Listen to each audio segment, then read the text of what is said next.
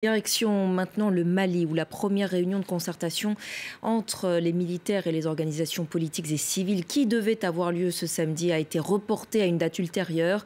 En cause notamment la mise à l'écart du M5 RFP, mouvement d'opposition dont la mobilisation avait pourtant mené pendant des mois la contestation contre le président Keïta. On rejoint sur place notre envoyée spéciale Alexandra Renard. Bonjour Alexandra, quelles sont les véritables raisons de ce report ?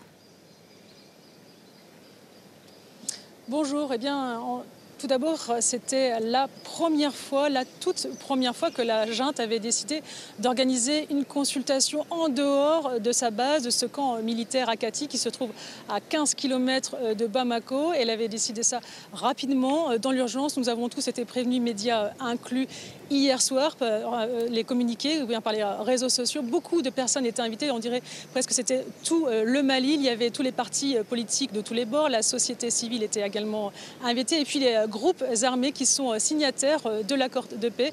Tous ont été prévenus, sauf le M5, qui est cette large coalition hétéroclite qui recoupe tout le spectre politique, économique et religieux de la contestation au Mali.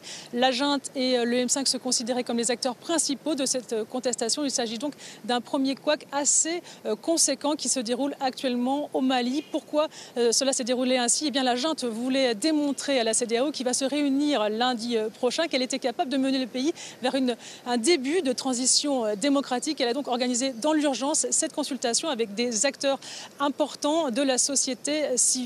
Elle l'a fait dans l'urgence parce que la CEDEAO a imposé, comme vous le savez, des sanctions très lourdes au pays, des sanctions concernant la fermeture des frontières terrestres, des frontières aériennes, et également de lourdes sanctions économiques et également commerciales. Et donc, elle voulait montrer, cette junte, qu'elle était capable de mener ce pays, du moins de commencer à mener ce pays vers une transition démocratique. Mais visiblement, il s'agit de son premier couac et il pourrait être particulièrement problématique puisque des éléments du M5 ont déjà commencé à publier sur les réseaux sociaux des volontés de probablement redescendre dans la rue si jamais, sur les futures concertations avec la société civile, ils n'étaient pas de nouveau invités. Alexandra, vous avez pu aussi vous entretenir avec plusieurs personnalités qui devaient justement participer à ces discussions.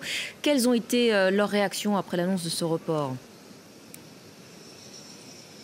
Oui, effectivement, donc cette concertation a pu quand même un peu commencer pendant 2 heures. La moitié de la salle s'est remplie. Beaucoup d'acteurs importants étaient sur place. Il a fallu vraiment insister pour rentrer dans ce bâtiment, dans ce centre de conférence où déjà dès l'entrée, l'armée nous disait qu'il y avait un probable report en cours.